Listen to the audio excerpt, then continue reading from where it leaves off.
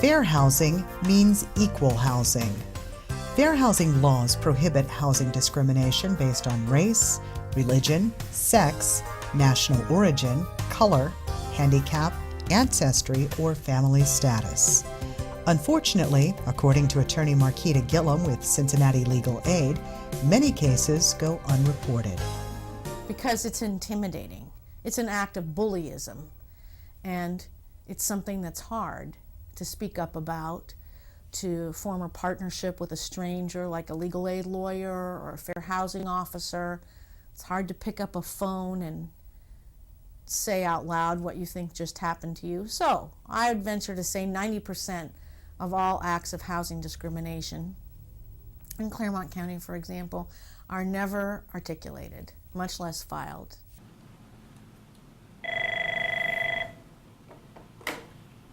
Hello, Marshall Realty. Hello, I'm Claire Thomas, and I'm calling about your ad I saw in the newspaper for the 3-bedroom apartment. Yes, I've got a beautiful 3-bedroom apartment available on a nice wooded lot. I think you'll love it. Great! I'll stop by this afternoon to see it. Come in. Hi, I'm Claire Thomas, and I'm here to see the apartment. Hi, Claire. Oh, you'll be perfect for the apartment.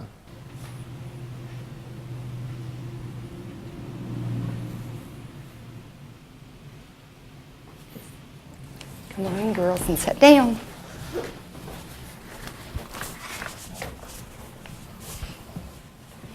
Oh, we're so excited. The girls are going to have lots of room to play.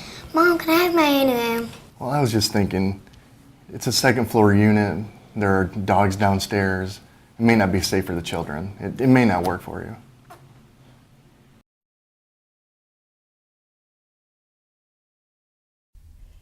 In general, the law says it is illegal to deny housing to families with children. There's two ways a landlord can say no to families with children, and they have these two exemptions. One is having a building that's 4 or more units that houses people who are 62 years of age or older. And the other is having the 80-20 ratio, where 55 years of age heads of household are in 80% of a person's unit. 4 or more units have to be in that dwelling or community, and the other 20% are people who are 18 years of age or older. HUD also has a building that houses people who are 55 and up, so if they manage that HUD property, that's the third way. But for private investors who want to designate their properties for people who are older, it has to be those two things. If you don't meet those exemptions, then you cannot say no to people with children who want to rent your property. Deborah Jetter with Housing Opportunities Made Equal of Greater Cincinnati says fair housing protection is available to everyone. When the law was passed in 1968, there were 4 protected classes introduced into the law, which covered race, color, national origin, and religion. So when these 4 protected classes were passed, there were some exceptions Congress said that will make to it because they really weren't ready for that expansive protected class to be introduced to the country. So they indicated that anybody who lives in their property that has 4 units or less has a right to select who lives in that property with them, except for race. This is a great house. I don't understand why it's been on the market for so long. I know, but you know what? We had a guy through here last week, Mr. Hart, and he's going to come by today with his wife. Is it in their price range? It is. We made sure of that. I know they're really excited to see it. Good. Hopefully they'll be here at 2 and we can close the deal. I know. Woohoo!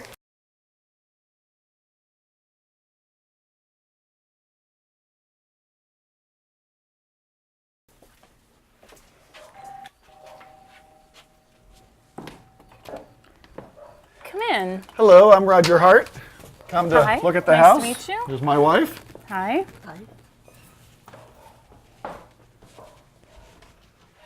Didn't I tell you this is a wonderful house?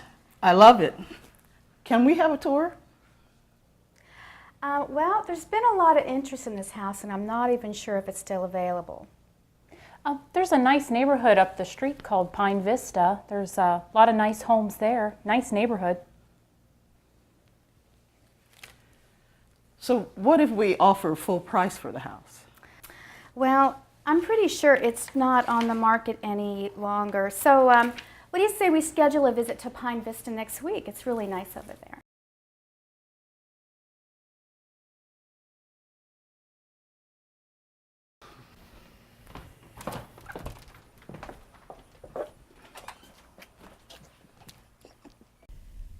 Gillum says the Fair Housing Act prohibits discrimination in housing based on race or color.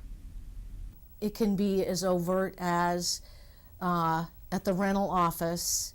If you go in by yourself as a person of color, you're put on a waiting list rather than giving an application. More often than not, it's more hidden than that. It may be that as a person who is white, they rent to you, and then the first time they inspect your apartment, they see the pictures of your children on the walls, and your children are biracial. And then suddenly you fail that housekeeping inspection. The Fair Housing Act makes it unlawful to discriminate in housing on the basis of religion.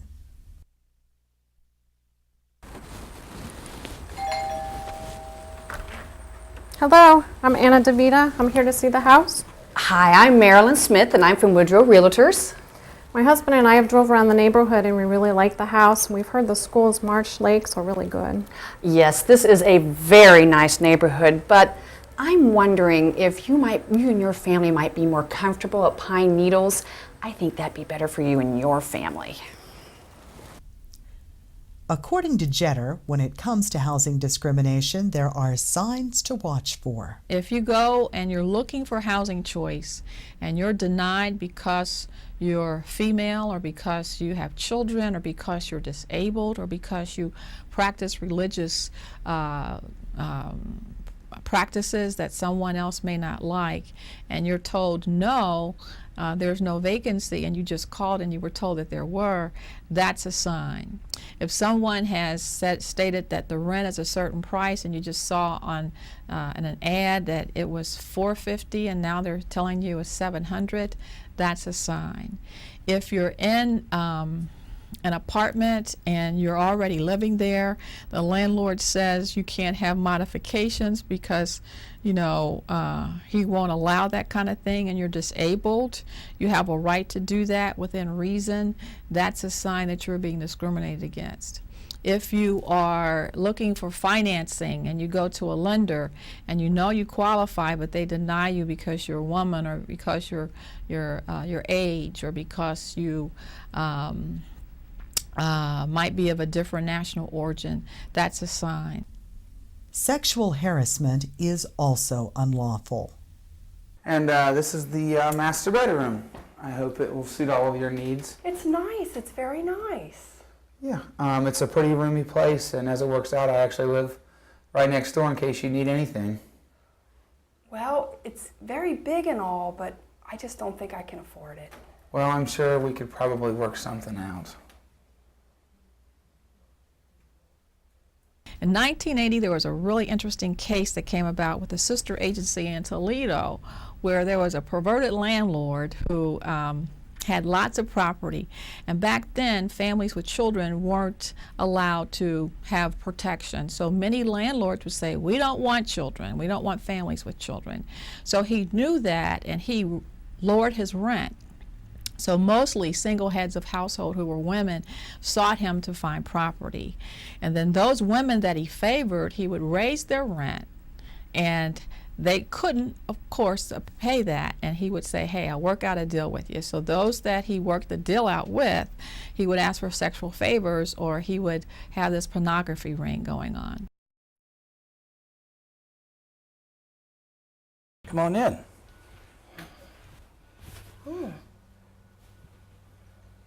Wow, this is really spacious. It's a 2-bedroom apartment. It has everything you need, and it's got a great location. Wow, this is great, but I'm not sure I can afford this. Well, it's only $500 a month, and all the utilities are included. Wow, really?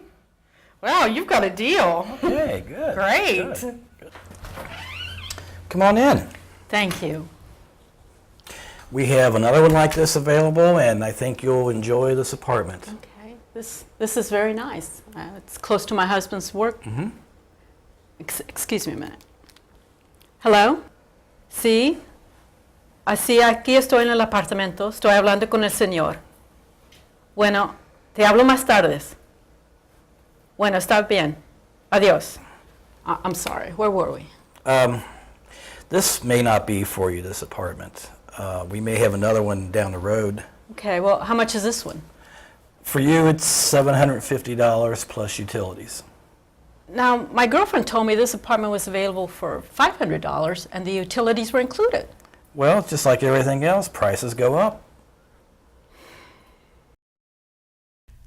Landlords cannot deny housing or treat someone differently in a housing transaction because of a person's name, appearance, accent, or participation in customs associated with a nationality.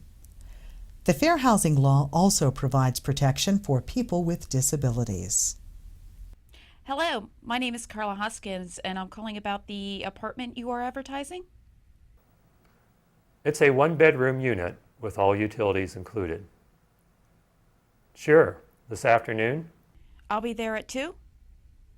Hello, I'm here to see the apartment.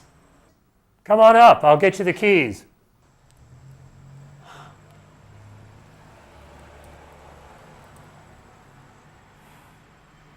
Oh, I'm sorry. We don't have handicap access.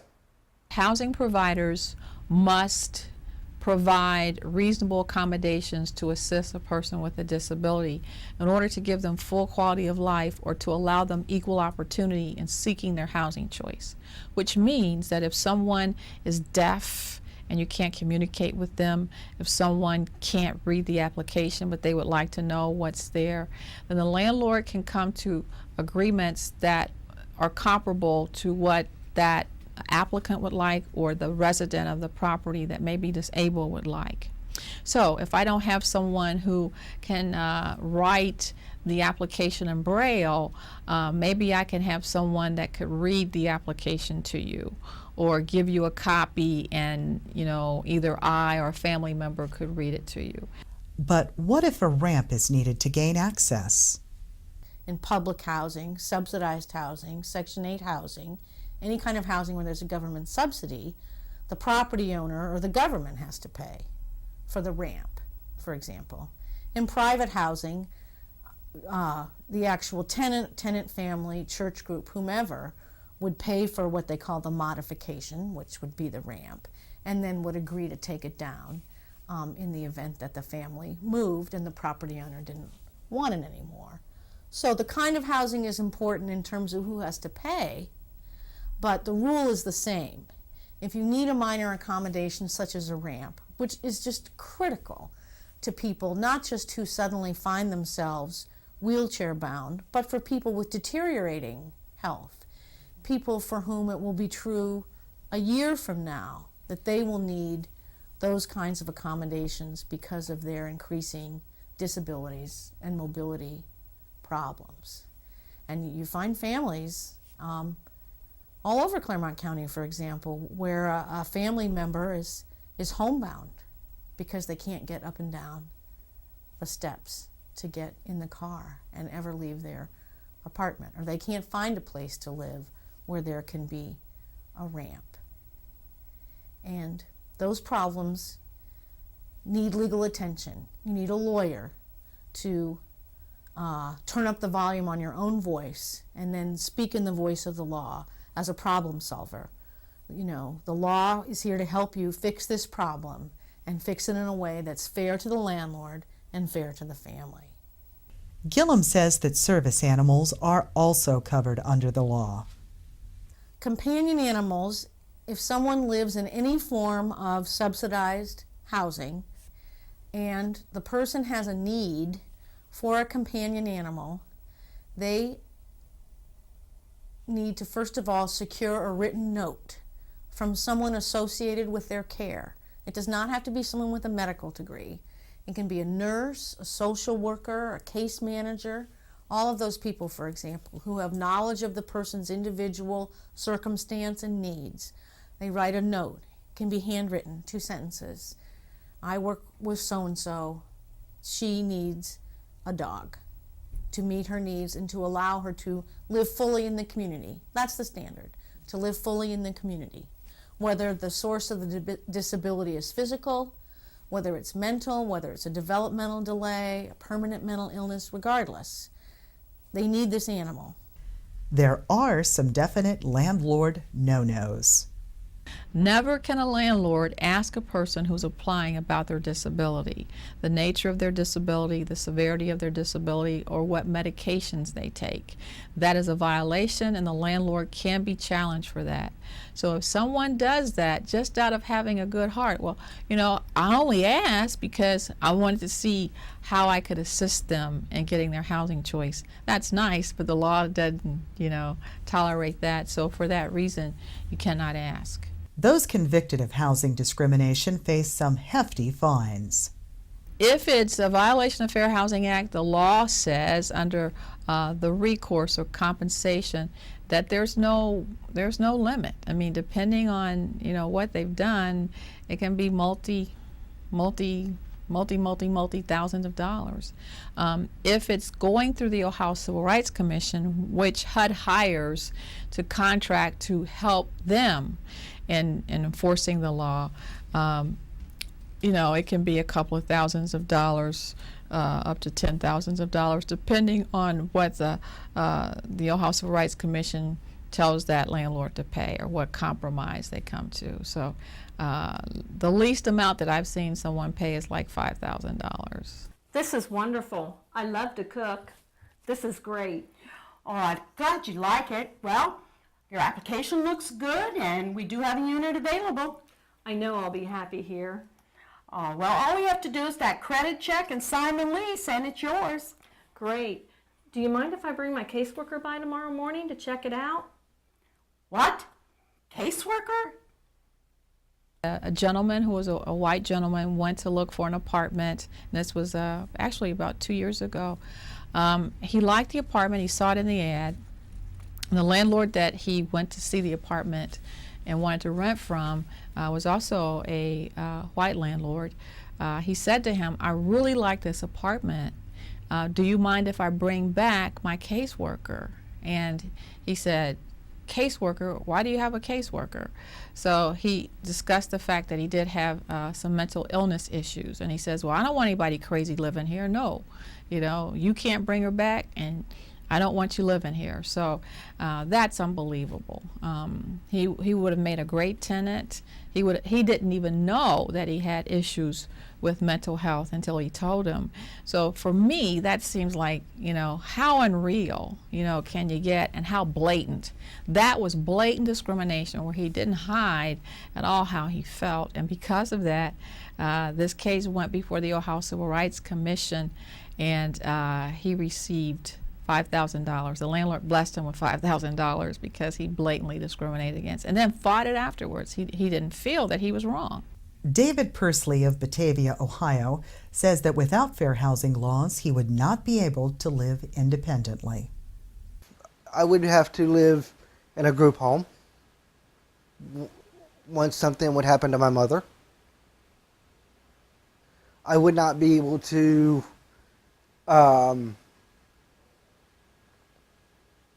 be somewhat independent from the standpoint of doing things on my own.